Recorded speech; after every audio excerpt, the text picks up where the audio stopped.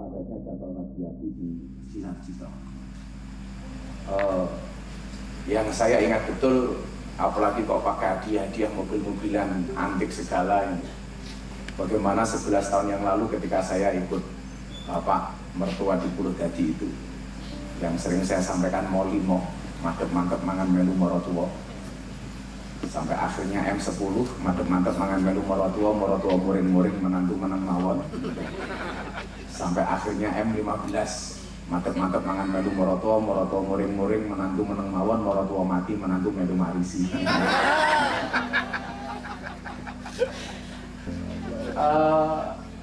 Saat itu Bunda bilang sama Abah, bilang begini, Bah, kok cari kontrakan kecil-kecilan lah supaya kita nggak tinggal di sini, minimal Bunda bisa punya dapur sendiri.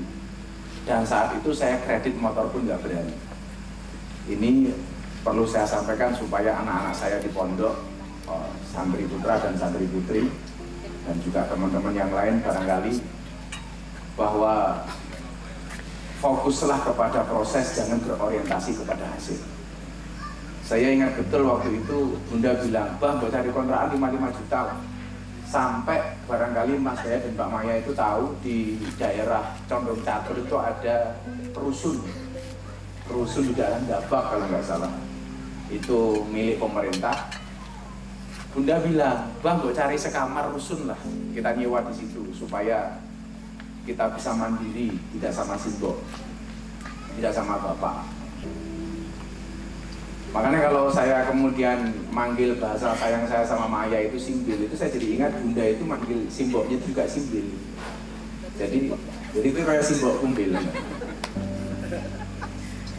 Waktu itu kita nyari rusun, Mas Budi, di Dabak, dan ternyata harganya tidak cocok. Artinya tidak cocok, saya tidak kuat bayar. Sampai 2011 saya belum punya motor sama sekali. Mau kredit nggak berani. Satu-satunya motor yang saya pakai itu Vario biru, itu pun motor STN kanan. Saya beli hanya 1.500.000.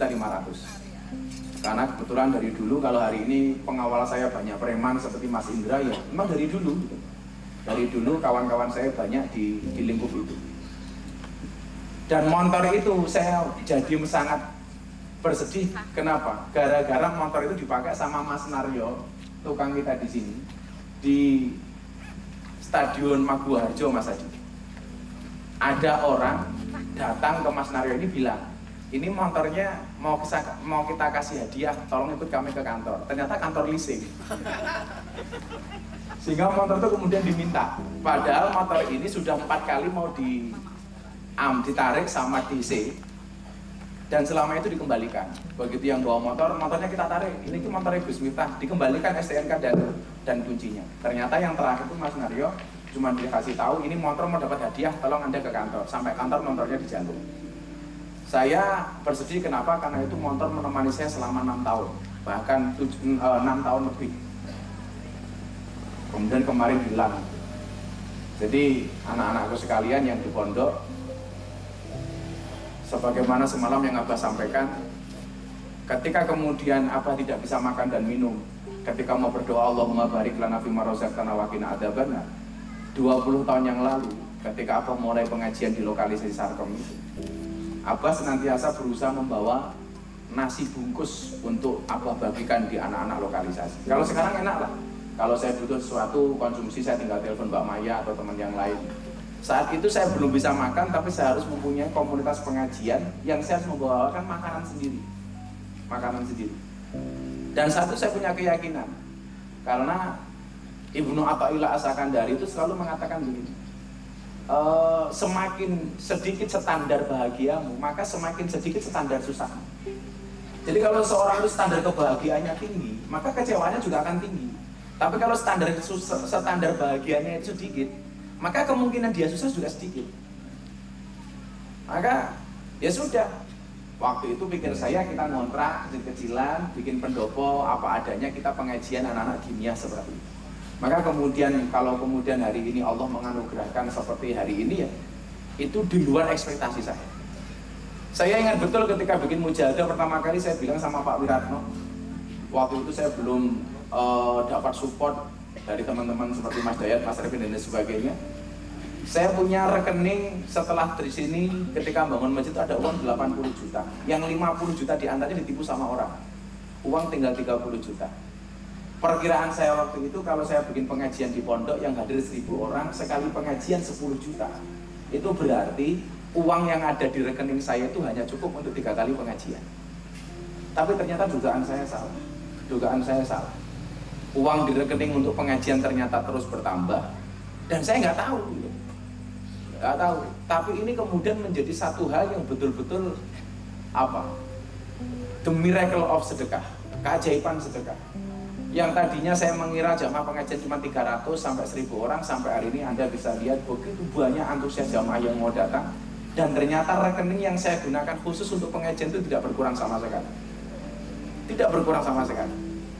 Makanya kemudian saya selalu bilang sama Bunda, kalau kita niat bikin pengajian hari ini jangan minta-minta. Kalau ada teman nitip, ya alhamdulillah. Tapi kalau harus bikin proposal dan lain sebagainya. Dan itulah alasan kenapa pondok kita itu belum punya badan hukum sama sekali. Karena saya punya kekhawatiran, kalau pondok punya badan hukum biasanya dijadikan alat untuk bikin proposal. Saya nggak mau. Kenapa kemudian itu saya lakukan? Karena saya mikir, dulu saya makan saja nggak bisa, Mas Ali. Saya dulu kalau mau makan, selain berdoa, Allahumma barik lana, selalu saya tambah, ya Allah, hari ini saya nggak bisa makan, tapi satu hari nanti saya harus bisa memberikan makan kepada orang. Dan alhamdulillah sekarang hampir 200 santri di pondok makan kecukupan. Padahal santri tahu sendiri, kalau makan subhanallah gunung Merapi pindah ke piring, tutup gitu kan. Dan ternyata itu kebahagiaan tersendiri.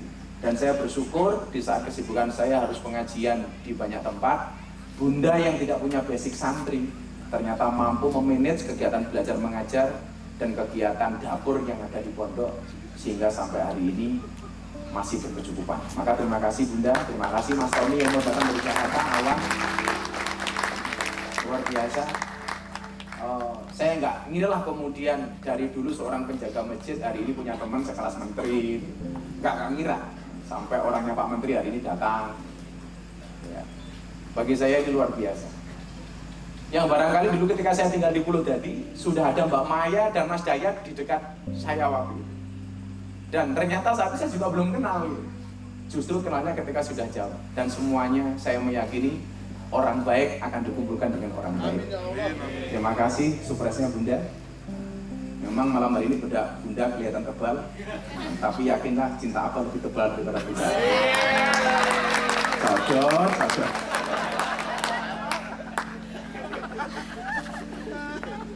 Itulah bedanya buku yang selalu Abah baca dengan Bunda. Kalau buku itu adalah jendela ilmu, Bunda jendela hatiku. Wah.